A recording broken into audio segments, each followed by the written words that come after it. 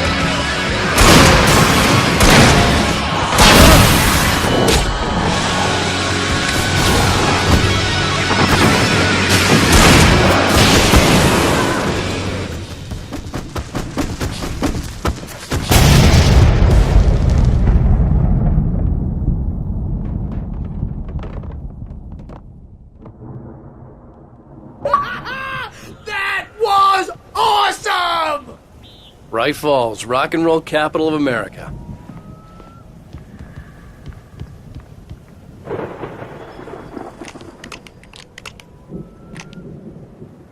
Hey, Al! This way to the farm!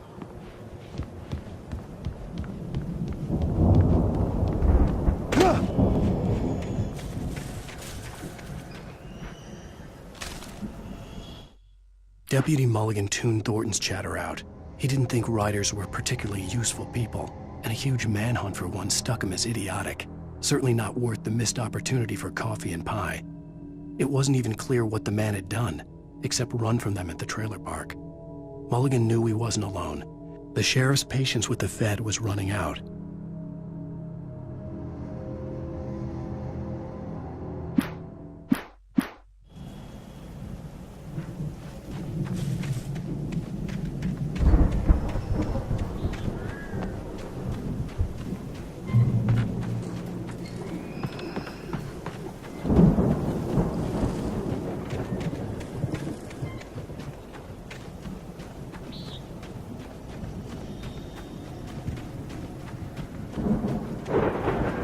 See, bestseller, no reason to worry. Your cutout's good as new, right where I left it. I'll come back for it once we have the place secured. Yeah, that's been my biggest worry all this time. We need to get this thing moved out of the way. This is as far as I got, before they ambushed me.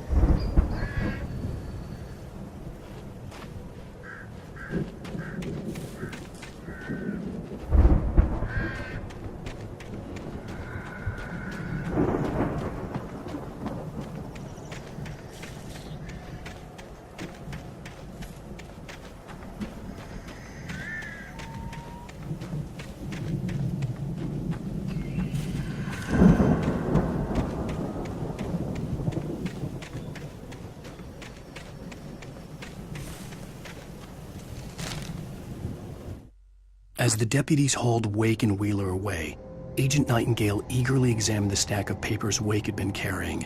It was incomplete, a collection of random pages, but there was enough. He saw his own name in there, among others. His hands shook with emotion. Finally, it was proof. He had been right all along.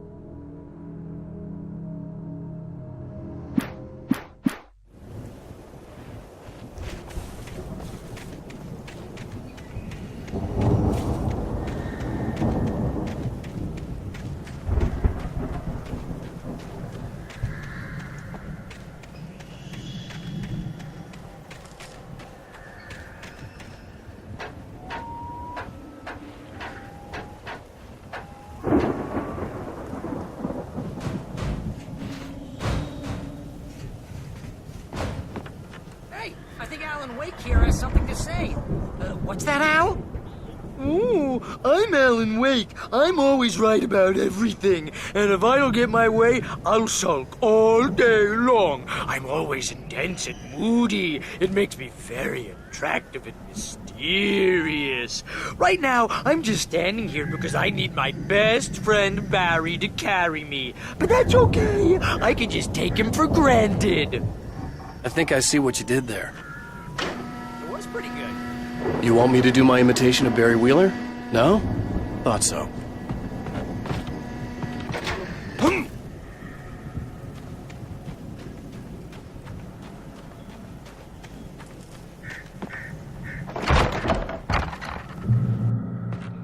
Wow. Look at that thing, Al! They really went all out with this Viking crap, didn't they? Look at all this stuff. They must have done okay for themselves, so how come I never heard of these guys before? And this from the guy who learned about Ozzy Osbourne through reality TV? Sleep.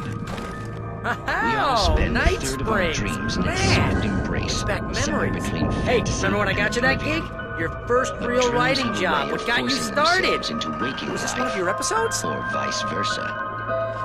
In Night Springs. Tonight's episode, The Dream of Dreams. That's by someone else. We join Mr. Jones as he explores the endless dreamscape, only to be brought to a sudden stop by a decidedly mundane situation. A long line of people. Hey, Jones, right? Listen, we're gonna have to wait until His Highness over there is good and ready. Oh, wow. Who's that? You don't know him? What are you, new? He's the guy dreaming us. Well, not just us. He dreams everything. All of this. But wait, no. I'm the one who's dreaming. I'm asleep. Isn't this my dream?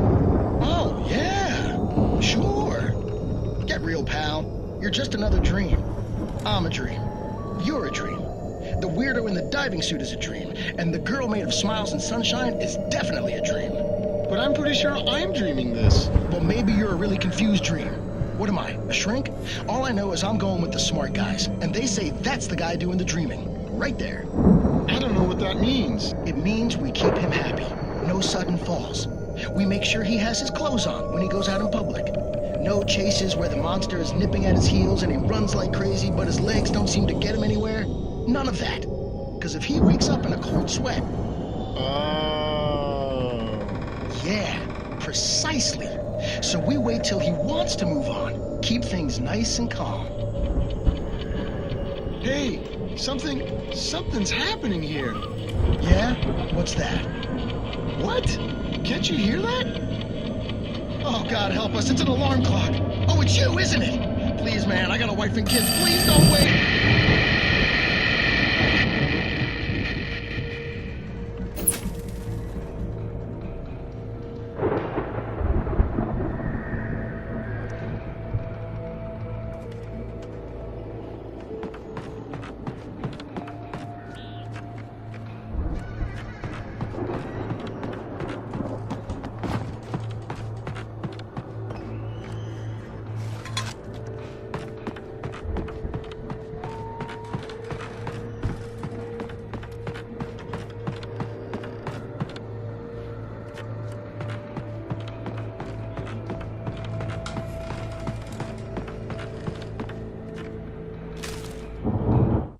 It's 1976. Madness reigns at the Anderson farm. Contrary to all logic, the headiest ingredient of their moonshine is unfiltered water from Cauldron Lake. The Andersons feel like gods. Odin can't stop laughing. He contemplates cutting his eye out. Tor runs across the field, naked, shrieking, hammer in his hand, trying to catch lightning. Their songs have power. Something ancient is stirring in the depths, coming back.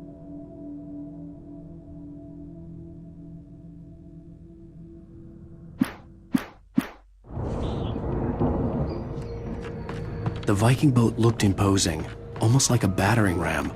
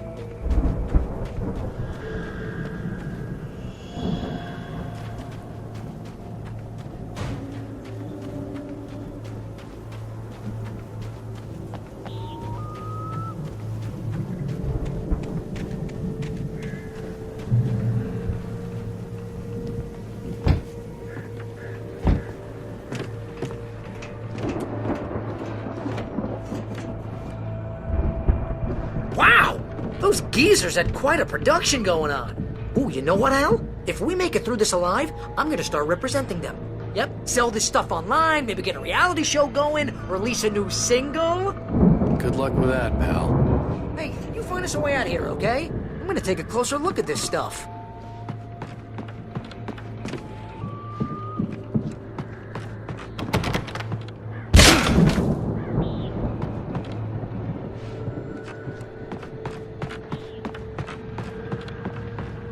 Be careful, Al!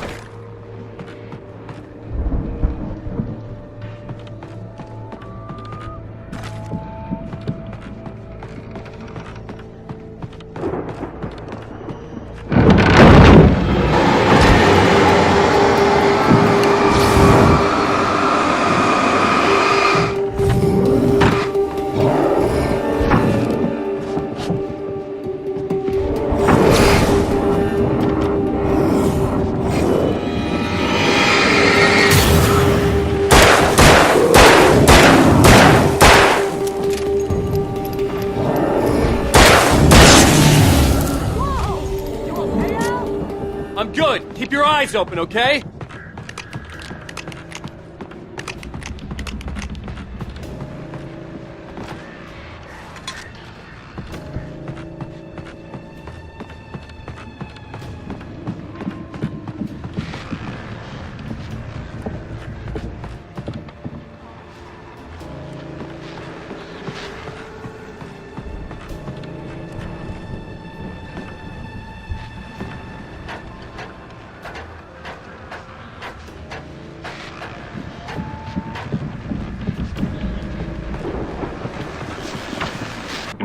As you regular listeners know, I tend to work through the night, but I'm not the only one.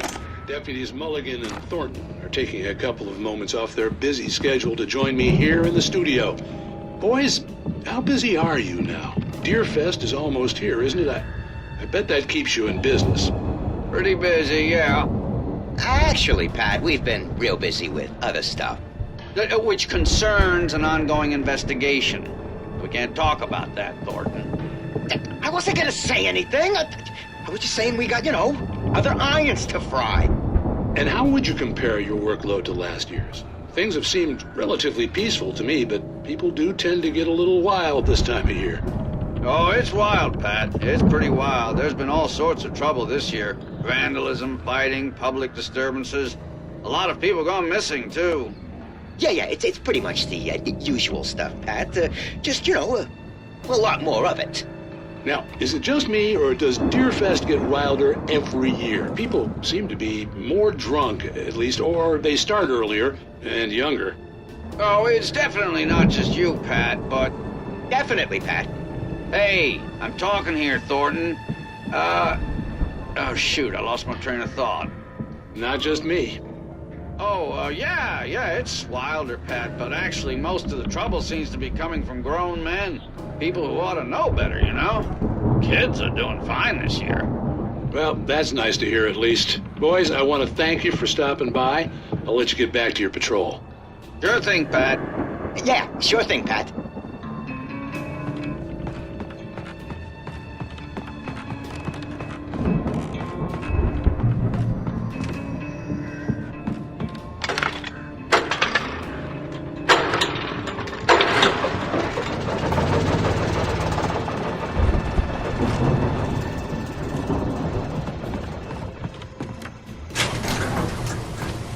I could see the building that had to be the Andersons' home on the other side of the field.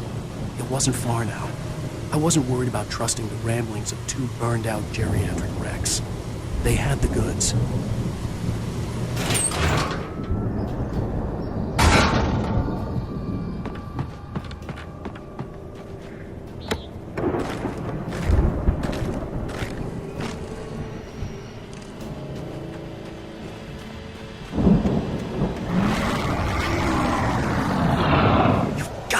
Kidding me.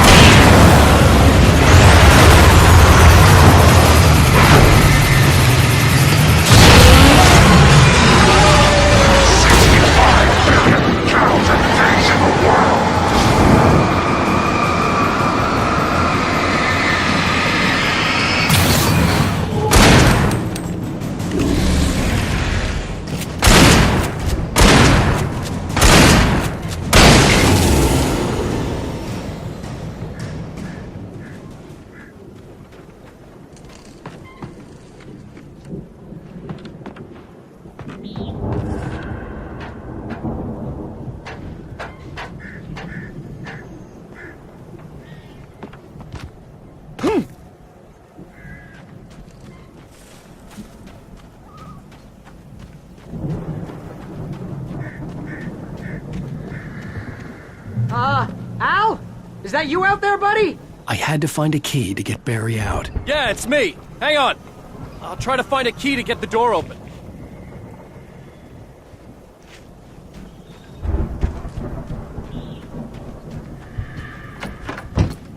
Hey, what's the holdup? Come on, this place is all dusty. You know I got my allergies.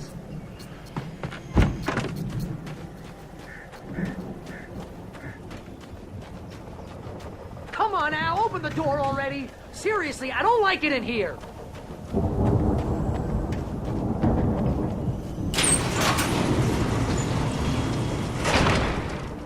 Hey, let's go, man.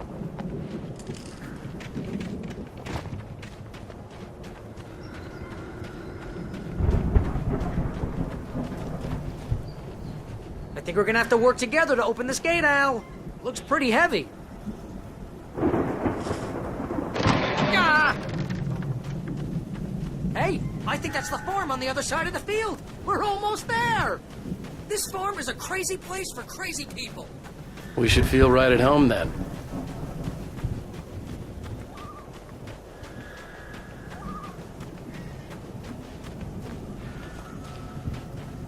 Come on, one more gate. Let's do this thing. Ugh.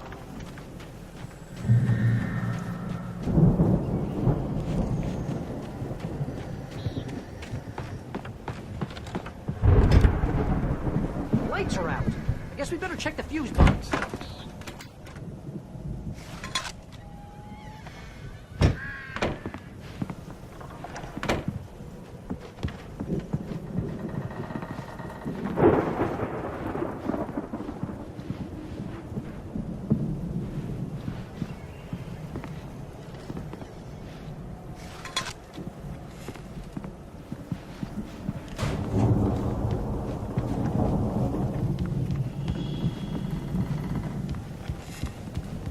You know, this place looks kind of lifted.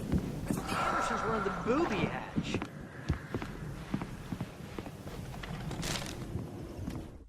Again, Alice's screams rang in the stillness of the night. I saw myself run toward the cabin, flashlight in my hand. I followed my past self. I was an out-of-body observer, a time traveler in a crazy drunken dream. This was the beginning. The night Alice had disappeared. The mystery of what had happened during the missing week was about to reveal itself.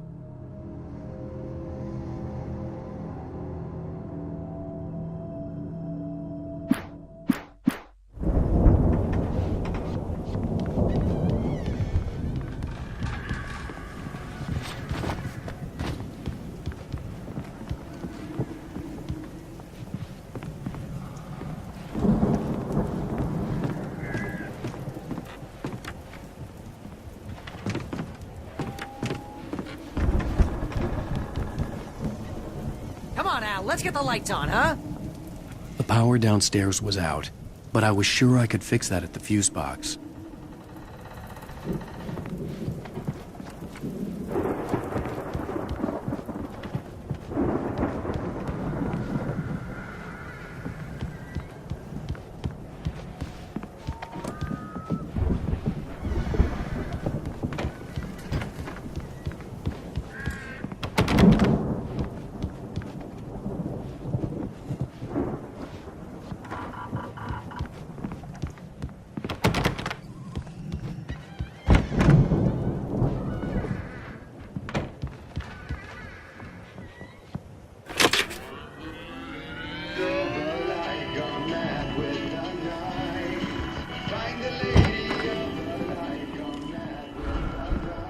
Can you hear that, Al? Music? Of course. We need to find where it's coming from. That's the message the Andersons talked about. That's the whole reason we're here. Lady of the Light? Oh, that's gotta be... What's-her-face? The crazy lamp lady from the town. Cynthia Weaver. Right. Must be.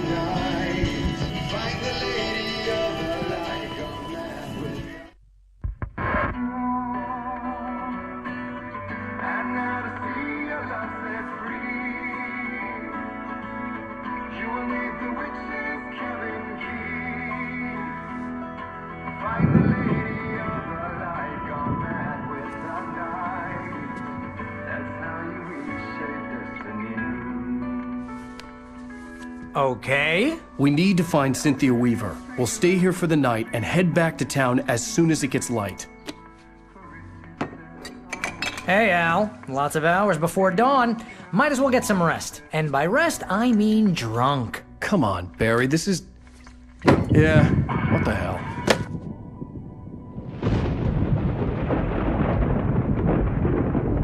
Listen, Al, I'm sorry about Alice. No, seriously, because I know we don't get along, but we're gonna find her, right? And even though you're a crazy bastard, I'm gonna stick by you, no matter what, ever, Al. Sure, like a brother. I'm a writer, goddammit. Correct. If I just wanted to, I could write 10 books a year. And they'd be the best books that year. No, you couldn't. That's right, I couldn't. But I could, because I'm a writer. What? What do they put in this stuff? I feel like my brain is coming out of my nose. I'm gonna get the recipe off those coots and be a booze millionaire. I just miss her, Barry. I just want her here with me. I know, Al. I know. It's gonna be okay. We're gonna make it okay.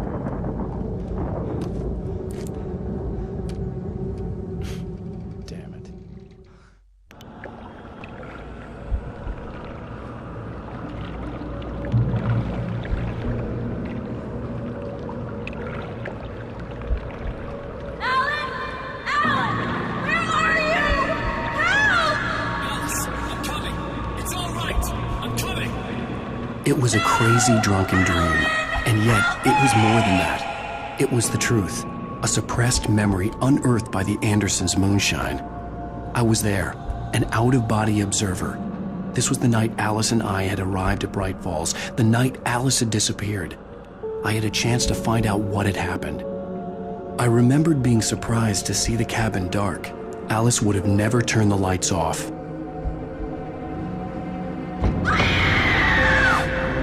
Alice? Alice!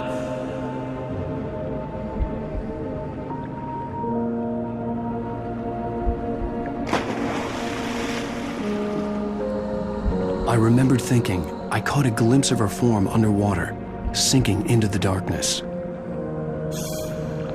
Diving after her was the last vague memory I had of that night.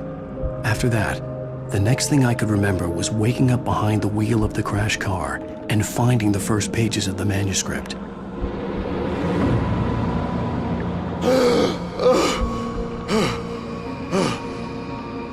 I couldn't find her in all that blackness. I must have thought she drowned.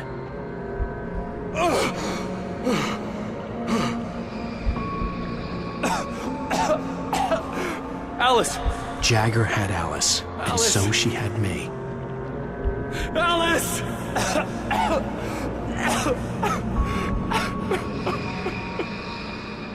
I'd been easy prey. Look at the cabin. Is there someone in the window? Alice? Maybe she didn't drown after all. Maybe she's inside. Alice! Yes. The dark presence had touched me. She had dug her nails into my brain and used me, made me her puppet.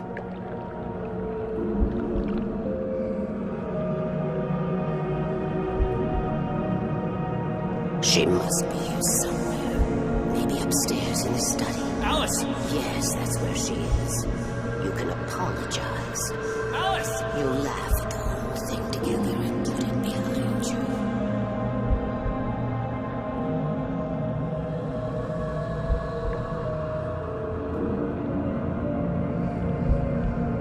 Alice? She's not here. You were foolish to think so. No, she's dead. She drowned. No, no, no! It's your fault your wife is dead. You are guilty.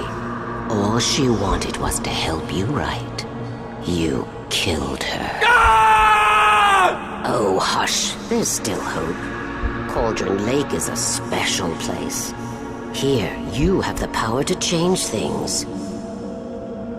She wanted you to write. I will tell you what to do.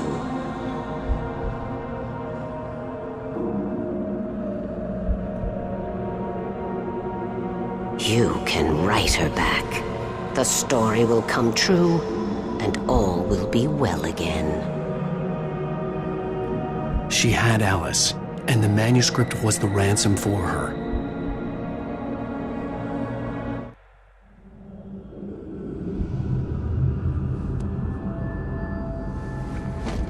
Yes, I'll write.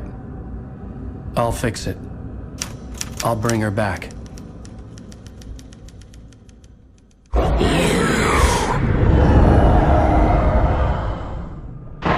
No, I wrote it. I remembered it all now. In the dark, I'd written for days, a week, almost a complete manuscript of a novel entitled Departure. Jagger had been my editor, whispering in my ear, making sure that the unfolding story would make her more and more powerful. I thought I was saving Alice. Even with the cobweb she put in my head, some part of me had been aware enough to write my escape into the story, to bring a light into the cabin to release me before I could finish, to interrupt the horror story before the ending, where darkness consumed everything and everyone. Zane was weak and far away, but I had written him into the story, and his light had been enough to set me free. It isn't here now. I'm here because it was written. I brought the light to set you free. You must hurry. It will know I'm here. It will be back soon. It stole the skin of my Barbara a long time ago. She looks so old.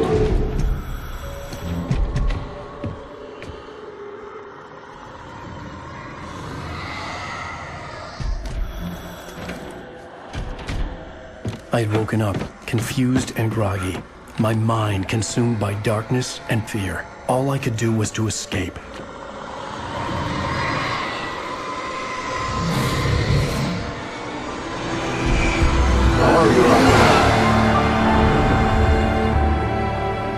The week spent in the cabin had taken its toll. I was barely conscious, and fading fast. It had to have cost Zane terribly, thrown him even deeper into whatever dark place he now haunted. But he had managed to weaken the dark presence, kept me safe that night.